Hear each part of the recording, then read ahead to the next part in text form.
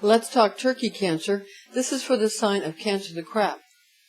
The new moon is on the 11th of November in the sign of Scorpio, the scorpion. This occurrence affects your 5th house of creative projects, children, and involvement in the creativity of your children.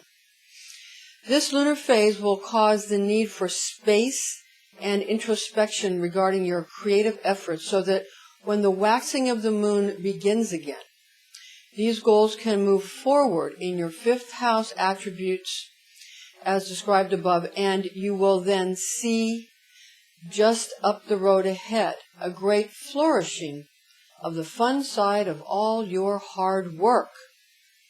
The full moon is on the 25th of November in the sign of Gemini, the twins. This happening influences your 12th house of spirituality. This particular lunar event will get the crab to thinking about the spiritual path you are on. You won't be necessarily thinking deeply about the more serious aspects of your current chosen spiritual path or religion, but rather what you might find very interesting about these aspects of your life. The moon enters into a stellium in Virgo on November 5th this year, lasting until the 7th of the month. This grouping of the moon, Jupiter, Venus, and Mars will make for such perfectionism that it may become overwhelming. So don't be too hard on yourself. Now let's see how your ruling planet of the moon affects you this month, Cancer. I'm Pastor Rosemary, the Astrology Angel. Thank you for joining us. Your water guardian angel, Gabriel, speaks through to you from your Cancer zodiac angel, Muriel. This is an angelic horoscope transmission from your Cancer zodiac angel, Muriel, who resides over the crab's cardinal water, and these are his messages for you in love, money, and health. So first, this is Gabriel and Muriel's love transmission for you. Again, we have the water Archangel Gabriel and your specific angel, Muriel. The new moon is on the 11th of November in the sign of Scorpio. Remember, the scorpion. This occurrence affects your 5th house of creative projects, children, and involvement in the creativity of your children. Your family, spouse, and friends will have to allow you the quiet time you need to implant your sphere of sensation with the mental spirit seeds necessary to bring your creative side into full expression this month if they want to keep your focus pinpointed and upon them. To drive this point home even further, those who cherish you should actually give you the space you require in your creative projects and make sure they are a gateway to your life in this area, or they just might feel your cold shoulder. The full moon is on the 25th of November in the sign of Gemini, the twins. This happening influences your 12th house of spirituality. During this part of the moon cycle, you will experience an overactive mind and engage in brainstorming about how you can get those closest to you involved in certain spiritual or religious activities or groups you deem important. Unless their chart has this 12th house spiritual effect from the full moon in Gemini, don't hold your breath. This would be a great time to get the scoop on the charts of those you wish to influence. And we are experts on these aspects. So visit our website for more information. That's www.readingsbyrosemary.com. All right, now to get to Gabriel and Muriel's money transmission for you. Again, Gabriel, your guardian angel, and Muriel, your teaching angel, the zodiac angel for Cancer. All right, the new moon on the 11th of November in the sign of Scorpio, the scorpion.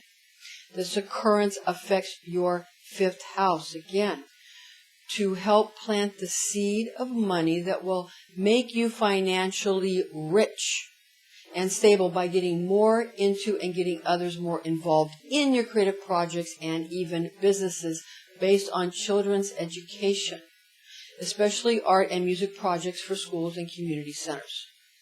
The full moon is on the 25th of November in the sign of Gemini, the twins. This happening influences your 12th house and can make you money or become a good business investment in dynamic and inspirational spiritual shops, companies that manufacture goods for spiritual practices or rituals and teaching various forms of spirituality or martial arts. So any kind of alchemy studies, spiritual studies, these types of things. This is going to be good investment for you, particularly this month of November. Now, Muriel's health transmission, with the help of the guardian angel Gabriel, the new moon on the 11th of November will affect your second chakra if you are a woman, and your first chakra if you are a man. These creative centers will become still awaiting the seed from the mind to be implanted, so that when the moon again waxes, all you wish to be and all you wish to do will begin to come true, and all the while maintaining ultimate health. Therefore, you must balance these creative centers at this time. Do not overstimulate, or it will be like digging up an apple seed that has just been planted. Now, the full moon is on the 25th of November in the sign of Gemini, the twins, and this happening influences your 12th house of spirituality. And this month's planetary formula for November 3rd, 2015, the moon in Leo squares sun in Scorpio. The demands of the ego's emotions that call for strength and compassion compete with the revelation of the light and the revelation of evil, found yet shunned, buried within the neglected depths of the self. So this is on November 3rd, that Rosicrucian Kabbalistic planetary formula. All right, now regarding this full moon on the 25th, because it's in Gemini and affects your 12th house of spirituality, you're going to find that you're going to be overthinking your spiritual nature. So this is where you want to have a time for being meditative. And we've prepared a little exercise for you. It's called the smile exercise or smile technique. It's an alchemical formula from the Tao and from Kabbalah and Rosicrucian Kabbalah and the Tree of Life. These things are actually, all cultures have the same types of belief systems, just some are more open about it than others. So this is, the Taoists are very open with a lot of their spiritual and, energetic alchemy. So every culture has something they're best at. So this is a good time to practice this technique, the smile technique. And we're going to go over that for you now. So just understand that there are three centers in the body: the mind, the heart, and the belly. All right? And that's it's Shin in the mind, because you move them around later. Eventually you get Aleph up into the mind. But for now, we're just going to have the way you come into this world with Shin, and this is part of Merkaba as well, Merkaba. You have Shin in the mind, which is fire, the fire of the mind, and then you have the air in the heart cauldron, and then in the belly you have Mem, the Hebrew letter Mem, which is water. These are the mother letters, the three Hebrew mother letters. All right. Now these letters have to do with the brain cells, or the nervous system cells, the central nervous system cells that are found in the brain, the heart, and the belly.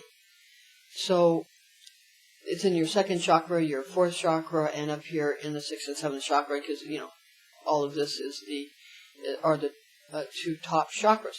So basically what you want to do is you want to soothe and balance and enliven with happiness these chakras. And this will also enliven all your cells.